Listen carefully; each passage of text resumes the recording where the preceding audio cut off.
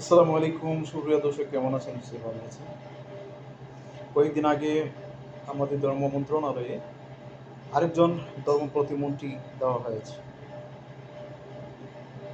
আজকে একটি ওয়াজ আমি শুনলাম ওই প্রতিমন্ত্রীর। আসুন আপনারা, আমি ওয়াজটা আপনাদেরকে শোনাই, তারপর কথাগুলো বলছি। السلام عليكم ورحمة الله وبركاته.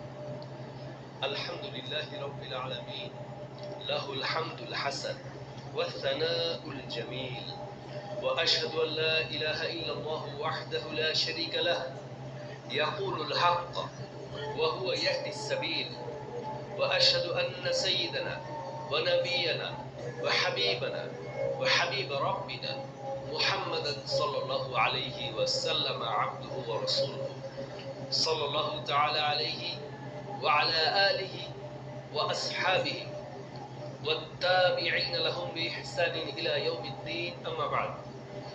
আলহামদুলিল্লাহ, যাবতীয় প্রশংসা মহান আল্লাহ রাব্বুল আলামিনের, অগণিত দরুদ ও সালাম প্রিয় নবী মুহাম্মদুর রাসূলুল্লাহ সাল্লাল্লাহু আলাইহি ওয়াসাল্লামের প্রতি। আল্লাহুম্মা সাল্লি আলাইহি আল্লাহুম্মা বারিক আলাইহি। কেমন আছেন? আলহামদুলিল্লাহ, রাত হয়ে গেছে অনেক। খুব জ্ঞানগর্ভ আলোচনা সম্মানিত প্রধান বক্তা কাছ থেকে আমরা শুনছিলাম। আমাকে যেহেতু এরপরে প্রোগ্রাম নেই, এটা আজকের মতো শেষ প্রোগ্রাম আমার জন্য আর কি। অনেক সময় দেখা যায় একাধিক 3, 4, 5, 6টা প্রোগ্রামও একই দিনে থাকে।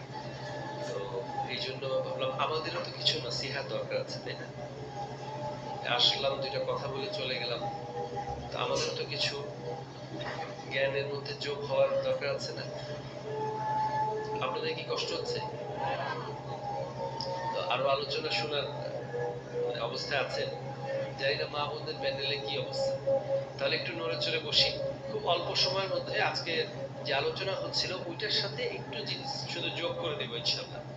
তাহলে আমরা একটু বলি লিল্লাহে তাকবীর, লিল্লাহে তাকবীর। আলহামদুলিল্লাহ, আজকের ভূমিকায় খুব একটা না যাই। হ্যাঁ, আজকের এই বক্তব্য কঠিয়াবাড়ি জামে মসজিদের উন্নয়ন কল্পে 8ম অধিবেশন, না? সুবহানাল্লাহি ওয়া বিহামদিহি, মানে এর আগে আরো 7 বার হয়ে গেছে। মাশাআল্লাহ, তাবারাকাল্লাহ আলাইকুম জামিআন।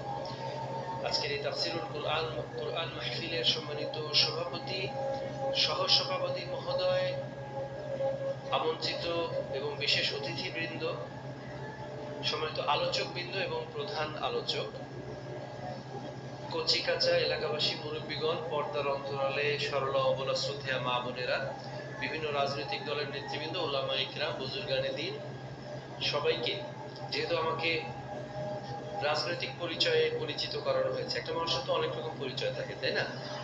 সেজন্যই আপনাদেরকে আগামীর বাংলাদেশ ইনশাআল্লাহুল আজিজ জনাব তারেক রহমানের পক্ষ থেকে আন্তরিক অভিনন্দন। এবং শুরুতেই আপনাদেরকে একটা জিনিস একটু বলি। দেখুন, এটা মসজিদের কথা আসছে, তাই না? একটু আগে মুহতারাম বলছিলেন, ওইটারই ধারাবাহিকতায় মান বানা, যে বানালো মসজিদান লিল্লাহ, আল্লাহর জন্য একটি মসজিদ বানালো, বানাল্লাহু লাহু, তার জন্য আল্লাহ সুবহানাহু ওয়া তাআলা বিহি, ওই কাজ যেটা করলো ওইটার মাধ্যমে, বাইতান ফিল জান্নাহ, তার জন্য জান্নাতে একটা ঘর তৈরি করেন।